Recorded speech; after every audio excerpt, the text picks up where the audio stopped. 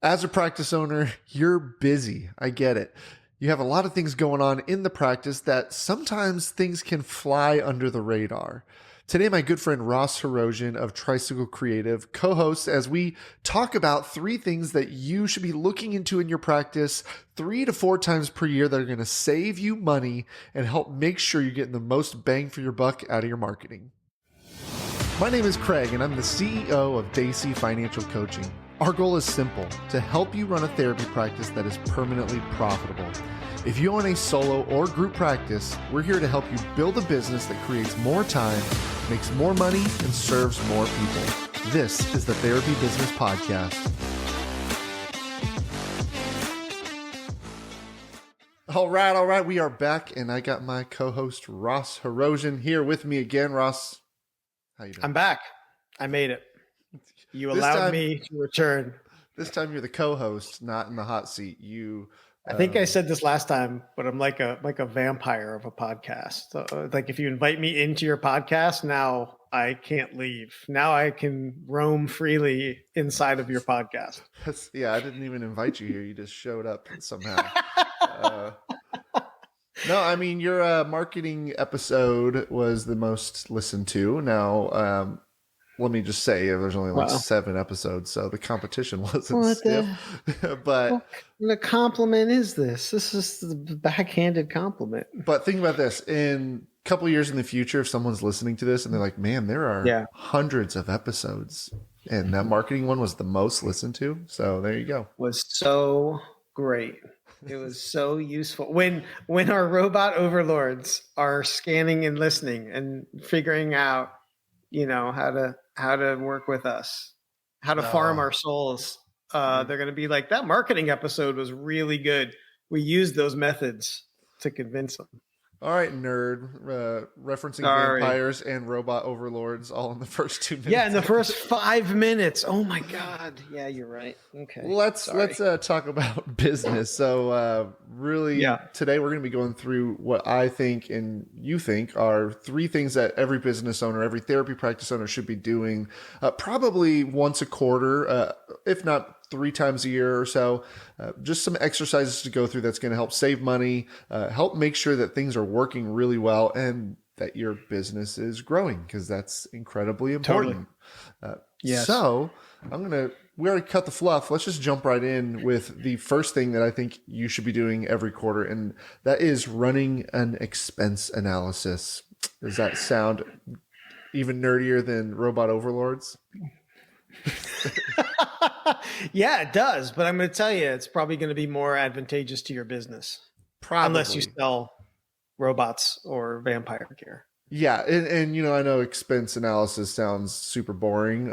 I could have called it an expense audit, but that just sounds like something we all want to avoid. But truthfully, It's just a chance to go through what you're spending and see, is there room for improvement? Is there ways to save money? Are there things we're spending money on that maybe are wasteful or we're not needing? Is there anything we could maybe downsize in or downgrade in or pause? Yeah. I love, I actually enjoy this. Maybe, again, being back to being a nerd, like even if you call it an expense audit, I'd be like, ooh, go on.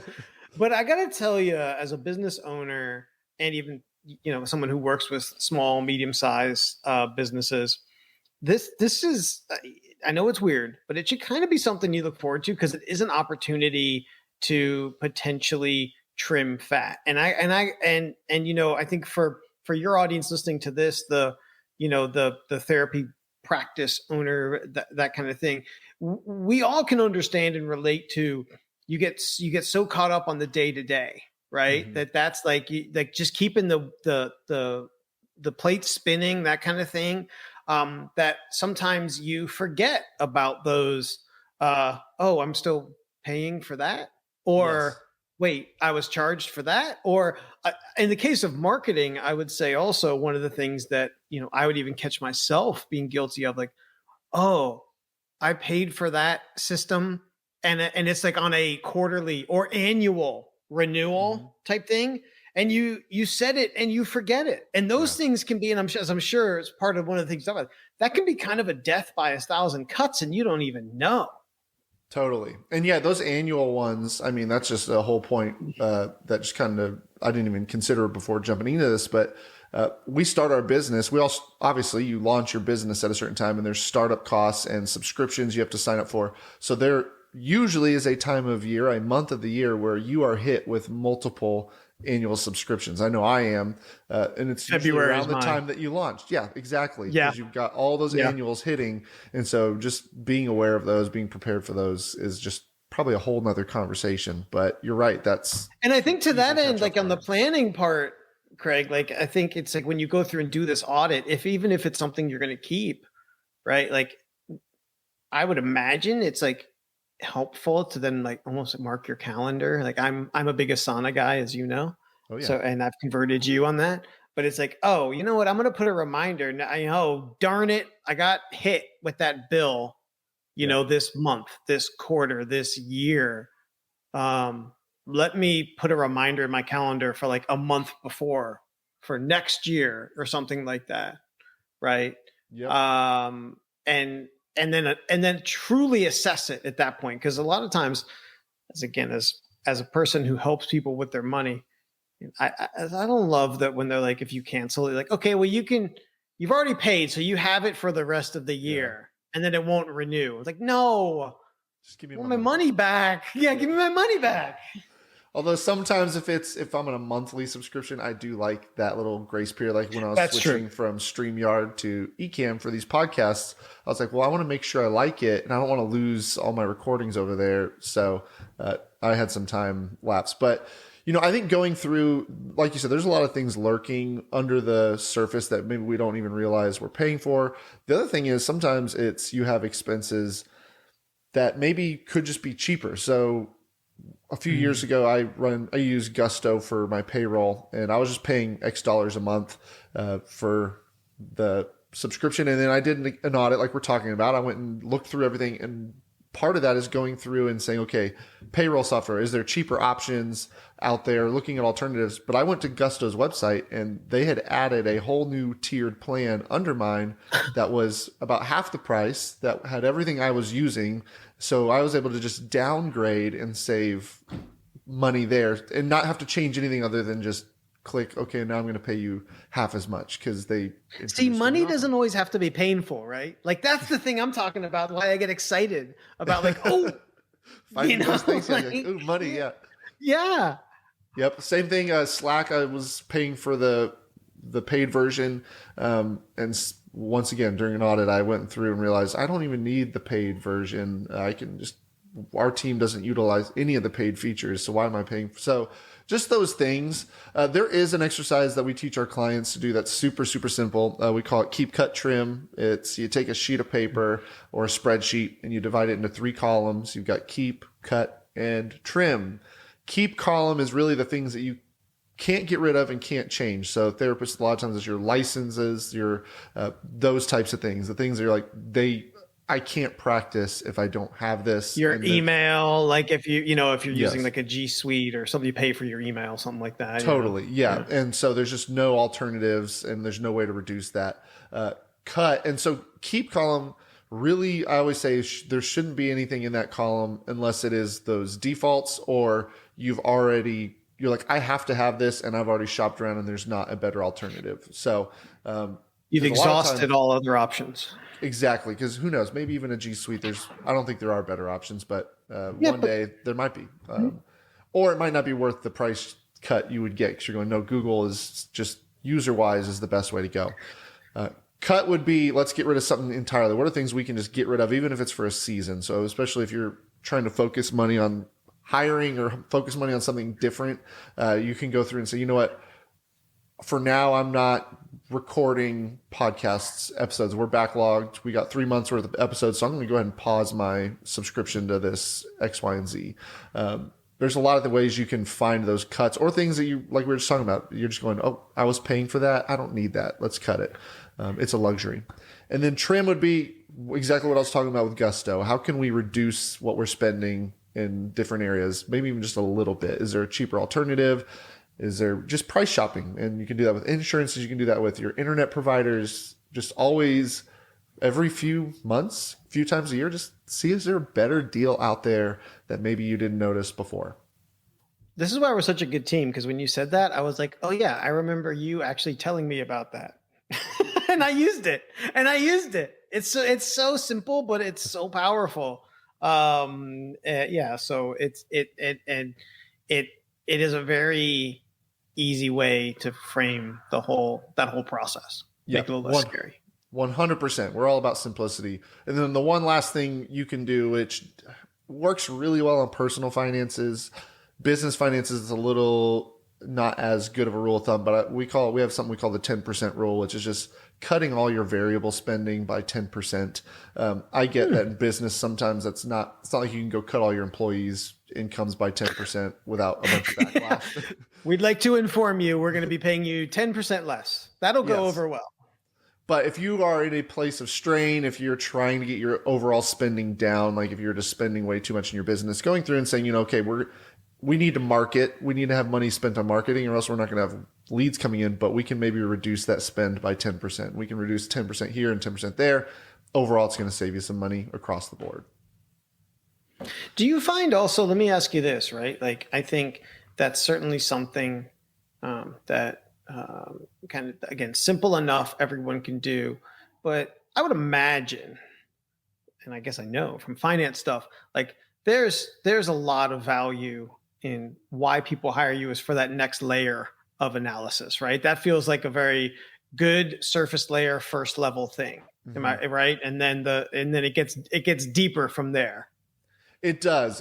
And truthfully, there's only so much cutting you can do when it comes to your expenses. And, you're going to find maybe the first time you do this that you will find a lot of things under the hood. And then you're going to have a lot of quarters when you do this exercise and you're like, okay, nothing changes. Like we have the best rates on everything. There's nothing we can cut. That just means that your business is really efficient. Most of the time when we're working with clients, it's like, I would rather focus on revenue generation versus cutting expenses. Because again, there's only so much you can squish down, but there's limitless possibilities on how much you can increase your revenue and increase your earnings. And that's going to help dilute what you're spending anyway. Yeah. And the conversations we had, that was the thing. I said to you, I cannot minimize my whoopee cushion budget any further. I need a new one every quarter. And, listeners out there, they get it. It's an essential business need. And you worked with me on that. So I basically stopped eating lunches for a month, and it was very reasonable. Yeah. I thought I would never stop eating lunch. I could never stop eating lunch. He knows that's I thought you were talking, I thought whoopee cushions were a metaphor, but it was really no. It's not a widget. It's a real it's like definitely a huge business expense. It's like the Office episode where Kevin's talking about cookies, and he thinks Robert California thinks it's a metaphor, and then at the end of the episode he's like, it was really about cookies the whole time. This was really about whoopee cushions the whole time. Yeah. All right, let's move it. So the first thing you could do every quarter is expense audit, expense analysis. The second thing, and this is your area of expertise, is reviewing your marketing ROI, reviewing all your marketing engines. Are they providing an ROI? So Ross, you're the expert. I'm going to defer to you. Talk to us a little bit about some things you can do to make sure your marketing engines are working. Yeah, I mean, listen, that first piece we just talked about, certainly apply it to your marketing tech stack, right? I think a lot of people out there, they pay for add-on tools for their marketing. It may be their email marketing. Maybe it's a social media manager, management tool. Maybe it's a content creation tool, that kind of thing. So just making sure that those are also part of that overall audit of systems that you're using. And maybe to that point, systems that maybe you need, but I feel like that's probably a next step thing, like where the gaps exist. Mm-hmm. But I think one of the first things you can look at and work to do is first and foremost, figuring out where your leads are coming from, right? Now, there are a lot of highly technical ways you can do this. If you really want to go down a rabbit hole, which I don't think you do, but I'll say it's all of what's called digital marketing attribution. Okay. We're not going to talk about that here. Okay.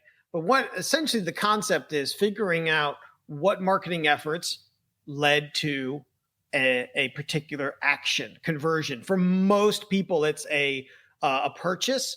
But in service businesses, similar, to what we have and similar to what our listeners here have, it's like maybe booking a consultation, right? Or booking, like maybe filling out a contact form, that kind of thing.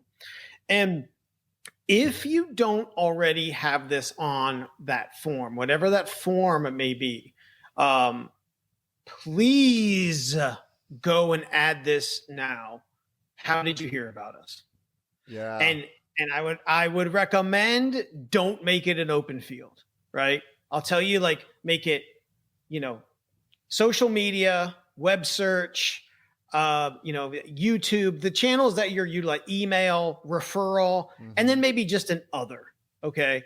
And again, everyone has, I know, different forms and things they use, but please run, don't walk to add this to your form.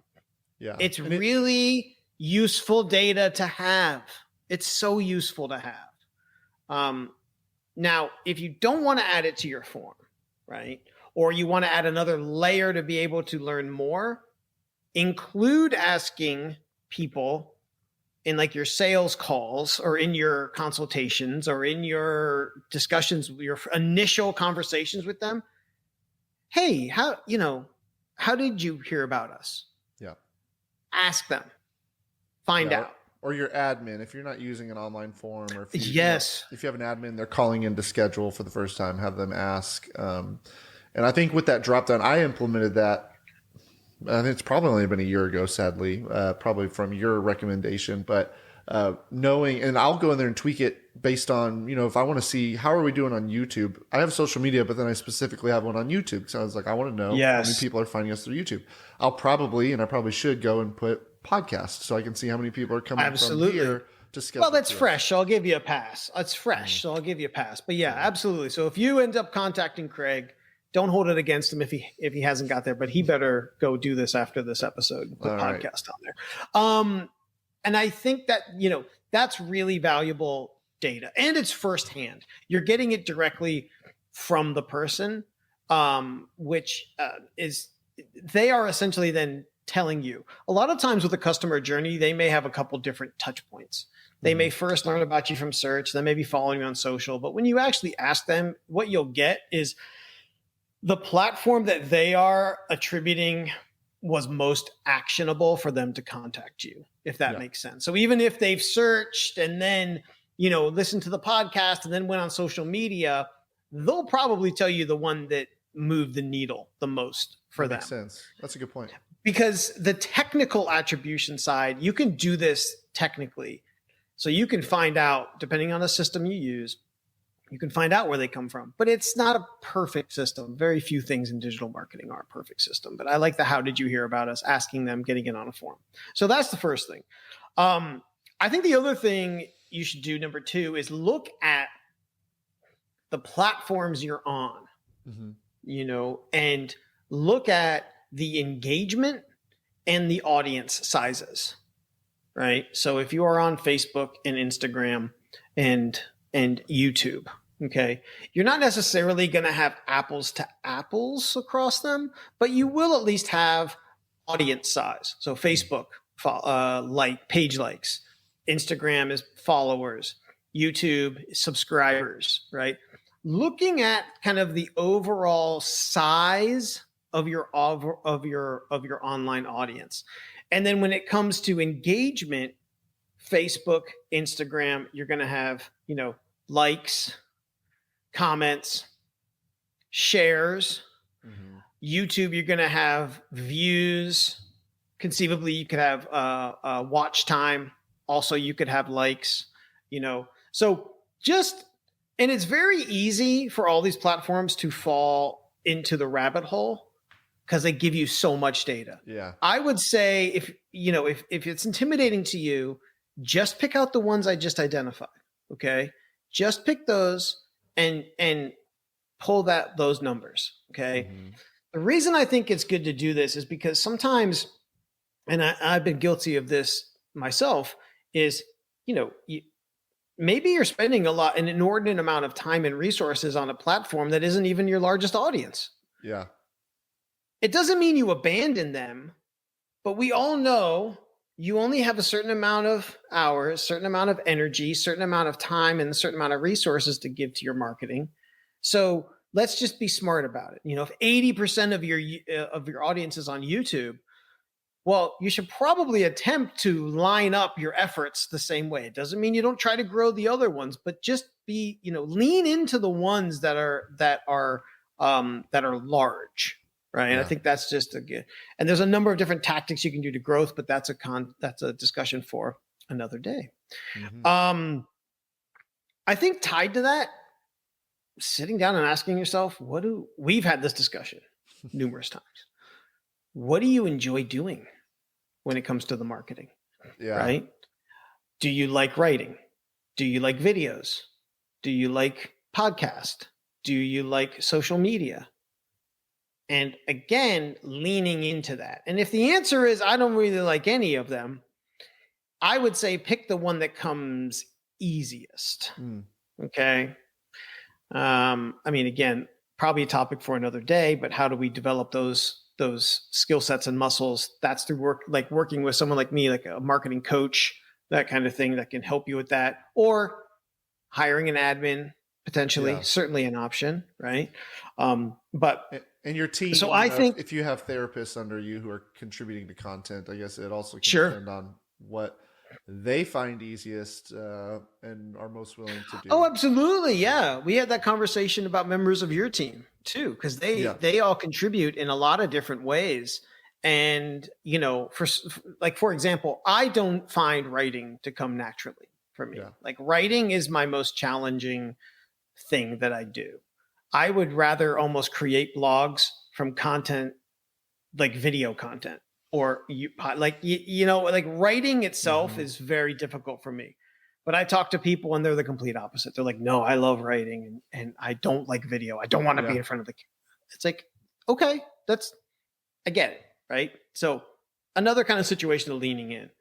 Um, the the one caveat I want to mention before I get to my last thing is just real quick about ads, Okay. because I think a lot of your listeners probably or maybe dabble in ads, Hmm. Facebook ads, a boost here or there, that kind of thing, maybe even Google ads.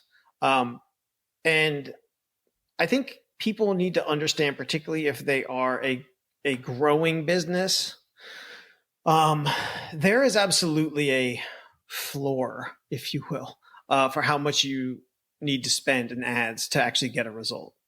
I know that Facebook and Google and Instagram make it real sexy to just throw Hmm. $5 here, $10 there. But absent of a strategy and absent of a committed long-term spend, you're just not going to see results Hmm. that you want. I'm not going to say it's impossible, but I'm going to say it would be a rarity. And I think this is even more the case now with so many of these platforms reliant and utilizing AI. Yeah. So the AI technology, it can be very great, but the kind of the downside is it requires a lot of data, a lot of Hmm. data. And what a lot of data means is it needs you to actually spend a good amount so that it can collect said data to optimize properly. So So looking at this, I mean, even looking at your ads kind of goes along with that expense too, because if you're looking at where your leads are coming from and there's not a lot coming from your ads, maybe you don't have a huge ad spend, it probably is more beneficial to just say, you know what, I'm going to cut ad spend. At least if I can't afford to put more into it, I'm going to cut it completely and see if I can maybe look at all those other lead sources. Could I lean more into if my YouTube channel is being successful? Maybe I could see if I could boost some videos there to just up subscribers or. absolutely thinking, yes, you're. This is why we discuss this topic. Like it's holistic. Yeah. Like looking at your money and looking at your marketing. Of course, they're intertwined, and so absolutely looking at your ad spend. And here's the other challenge too: if you're someone who is just dabbling, there's a highly technical component of ads that you need to set up and be aware of to even figure out Yeah. if you're getting a return, I wouldn't right? know. And so you may be getting a return, you may not even know, because there is a technical piece to it. So it can be really frustrating and challenging. So on that note, I just want to end with something that I think, I even heard you say, and that is just related to data and analysis, Yeah. right? With marketing, digital marketing, there is no shortage of data. There's no shortage of information. And that's not necessarily a good thing. Sometimes it can be like drinking from a fire hose. And so one of the services that I came up with in working with dozens and dozens of small, medium, and even large businesses, honestly, is a done for you marketing report service. So I can do it monthly, I can do it quarterly, I can do it every 6 months. Yes, we could do it annually. I don't always love that. It's a long period of time. It's a long period of time between when you get the data and when you make the changes. But this is something where not only do I send out a monthly report to you, and we talk about your KPIs and things like that, but you also get access to a fully interactive dashboard, which is streamlined, specific to you. So, if you're intimidated by Google Analytics or your Facebook or what have you, it's a streamlined dashboard that can give you your numbers kind of at a glance. And so it's something that I definitely saw a gap, that reporting and data is intimidating. But I think back to what we talked about this a second ago, data is only half of it, right?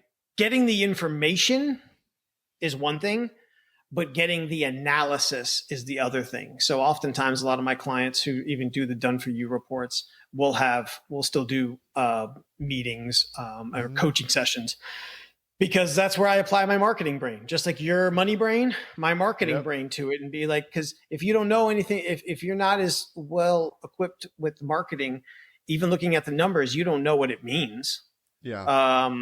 So it's a service that kind of combines both of those things. So awesome. I think that's everything when we're talking about marketing on a quarterly basis. That can really help you get your marketing efforts aligned and in proper shape. Sweet. Yeah, we'll link your info, because I know I've gotten those reports from you and they're helpful. Even I'll have my my admin assistant take the data from the report and put it into a spreadsheet, so we can kind of just see growth trends and ups and downs. Totally. And at any point I can pull up how did we do all last year? How are we doing this year across whatever metrics I want to know? It's super helpful, and I don't have to go digging into Google Search Console and Google Analytics and to pull those numbers. I can see everything. So I'll link your info in show notes. So if anyone is interested in that, I recommend it. But let's move on to number 3, the third thing you should be doing. So first one was expense analysis, reviewing your marketing ROI is number 2. Number 3 is looking at your service offerings and really seeing how are they performing? Are you making money? Are the profit margins good? So as therapists, a lot of this can revolve around pricing. So that's usually the first thing we want to look at is, how is your pricing?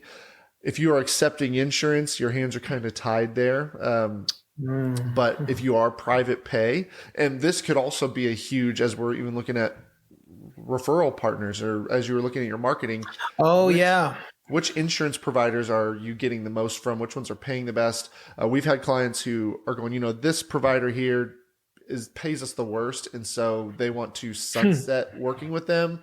So kind of creating those transition plans. But really it's pricing when you're private pay, and hopefully you have at least some clients who are private pay, and maybe that's your whole practice. How are your margins looking?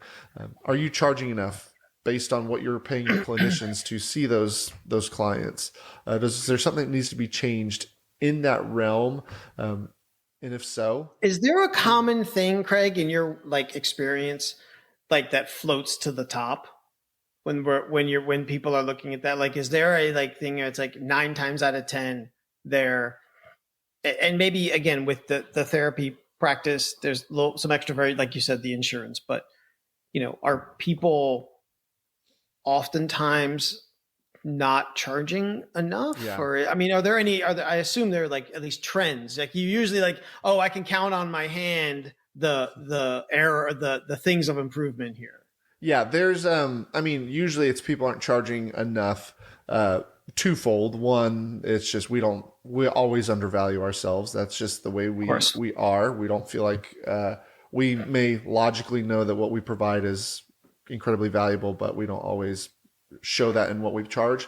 But a common thread in therapy practices is clients that you've had for years who you have never raised their rates, and you're afraid of raising their rates, and Oh, wow. Yeah. it's this ping of guilt. It's this ping of maybe fear of losing clients or letting them down, or because it's such a deep connection that therapists will make with their clients. Sure. This fear. And so I mean, truthfully, we think you don't necessarily have to jack their rates up to what they are currently. It's always, if you want to keep them a little bit lower or to gradually do it, but regularly, and not every quarter, but maybe every once a year, just sending out those letters of, we're raising your rate up. Again, if it's insurance, you can't do that, but private pay would be one example of that. Or if you're trying to get rid of insurance and you're going, I want to move only to private pay, making that a gradual thing too, and understanding you're not letting anybody down.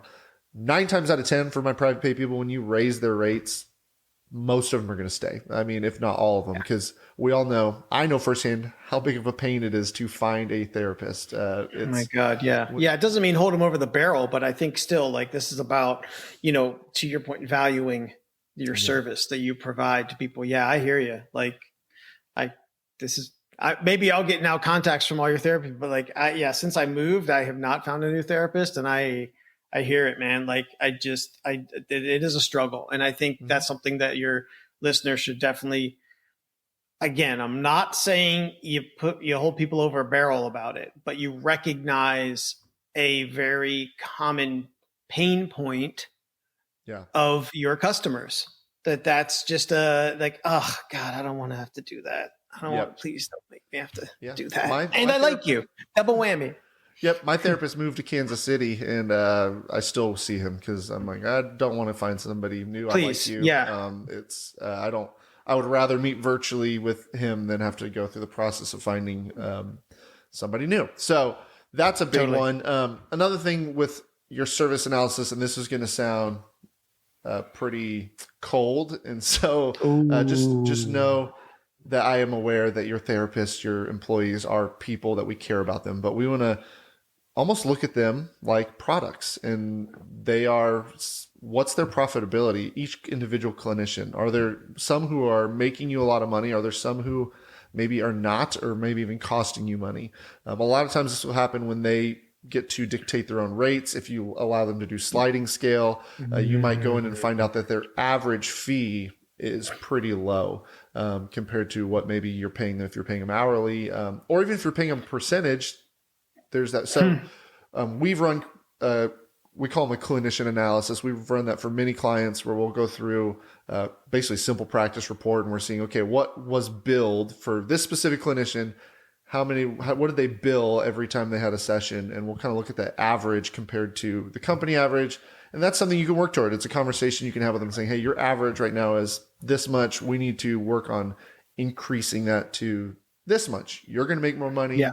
We'll be more profitable. So it sounds cold to just put them on a spreadsheet and forget them as people and just say, okay, how are they performing? But as a business owner, that's your job. And yeah. So you need to. Yeah, absolutely. This is where it's a business, not a hobby. Yeah. Right. And again, maybe I don't know, I am an incredibly, I'd like to think, thoughtful and caring leader and hirer and employer. But at the end of the day, if the business doesn't work, then the whole ship sinks. Correct. Right? And then they don't have a job to come to on Monday. Exactly. That happens a lot when you're overpaying clinicians, which I know I've talked about before, and we'll probably do a whole episode on how to undo that if you are in an agreement with a clinician who maybe you're just overpaying. A lot of times it happens because we don't know what to pay them. So they come in and you just agree to give them 70 like 70% of everybody they see. And then your margin is just that big. And Hmm. you're just wondering why your hands are so tied with cash flow. And so a lot of times we can see that causing problems. And so you might need to restructure how you're paying people, which again, more hard conversations, more hard decisions to make. But at the end of the So day, what's the takeaway there is get to you sooner rather than later totally. would be my thought. Or Right? just, Like, so then you're not having to undo, like you're not having to reverse course or anything like just set out the right way as soon as possible. totally. Yeah. It's the sooner the better. And, again, it's a hard conversation, but if you keep overpaying people, there's the chance that one day you're going to have to let people go, which is way worse Yeah. than having to work on a payment reduction plan. So, the last thing you can do with your services and offerings is to help improve the overall profitability is just look for other offerings you can do. So with therapy, especially, it's a lot of one-on-one with clients, which can really have a ceiling because you only have so many hours in the day. So is there group offerings you can do? Is there intensives or weekends that you could do? Is there online courses or platforms or programs that you can do? And so I know sometimes that can hit that gray area of what you're allowed to do because there's to provide therapy versus to educate. So just being cautious of Yeah. that if you're doing courses, but finding those other areas where you can tap into to increase revenue without having to pay out a percentage or pay out an hourly rate to somebody else will dilute your overall spend and will help the health of the business in general. Well, isn't that also kind of like figuring out ways that you can add more value, Yeah. right? Like, I think that's, okay, even if it's an educational type thing, is it still of value to your patients, right? Yes. And if it is of value, then that's something where, yeah, it could come along with an ability to add extra, add some extra onto Yeah. a bill or a monthly recurring, or, you know, maybe it's a combo. Maybe it's one-on-one, and then have a virtual group type thing, and you're able to, then add a little on, or what have you. And that's that's an area where it's figuring out how to work a little smarter and not Yeah. always necessarily harder, right? Completely. Um, Yeah. And it also solves another problem, which I addressed in just the most recent episode. I talked about it, which is feeling like you have to help everybody. And a lot of the reason that clinicians or therapists will take insurance, sometimes it's just leads. They're like, well, this is how we can get some clients. They haven't quite figured out how to get them on their own. But a lot of times it's, I want to be accessible to everyone. I think and that's their mission. So for those people, they shouldn't change what they're doing. However, the ones who are going, I really want to go private pay, but I want to still be able, I feel bad turning people away. You can still serve people without taking them on as a one-on-one client. If they can't afford your yeah. private pay rate, that's where having those other offerings can a lot of times be helpful. Because it's, you know what, we also have groups that you could, that's a lot more at your price point that might be a good solution. We have this educational course that might be a good starting point. Or you refer out. We have this other clinician over here who's amazing, nurturing, because they're sending you people too. So there's a lot you Yeah. can do to serve people that's not just I'm going to take you on as a client, even if it's not good for our profitability. And this is that intersection of money and marketing that I was talking about, right? I mean, this is where sitting down and looking at that and trying to figure that out, it moves both of those needles, right? It not only moves the money needle, but from a marketing perspective, now what you can do is you have variability of services, you have options, right? You have upsells, maybe cross sells, you have things that you can offer that may even be passive income. I mean, maybe it's a thing where it's like, hey, I have a community, and every week, every day I do this, or I do, like there's a lot of options that say what you will about the horrors of COVID, that interestingly enough really sprung from the necessity of virtual, and now have stayed in the marketplace. Particularly online community building, virtual meeting, that kind of thing. Those are now norms for the most part. They're norms. People may have particular preferences, but I would say that the normality of virtual meeting now is huge. Like, we're all, it's not like this weird thing that it was, maybe before COVID, or it wasn't as accessible. Now it's incredibly accessible. So absolutely, 100%. All right, that's the three things. So every quarter, your action step is to put in your calendar. As this will release right around the end of Q2. So whenever you're listening to this, just mark your calendar for the end of the quarter. I always just say line it up with the calendar quarters, because that's just, we get into a rhythm. Yeah. And as business owners, it's easiest just to be in a rhythm. Put it in your calendar to do an expense audit, to look at your marketing. You can block a whole day if you want to. You can spread them out across multiple days. And then also to just look at your services. What are you offering? How are they performing? Are there any tweaks or anything that you want to introduce in the coming quarter or coming year to help increase that revenue and provide more offerings? So add that to your calendar. Let us know how we can help. I'll put a link to Ross with Tricycle Creative over here. Link to his calendar if you want to pick his brain, possibly get some of those marketing analytics sent to you regularly. But otherwise, Ross, thanks for joining me today. It's always fun talking to you. Yeah, thanks, buddy. Thanks for having me. Thanks for joining us on the Therapy Business Podcast. Be sure to subscribe, leave a review, and share it with a practice owner that you may know. If your practice needs help getting organized with its finances or just growing your practice, head to therapybusinesspod.com to learn how we can help.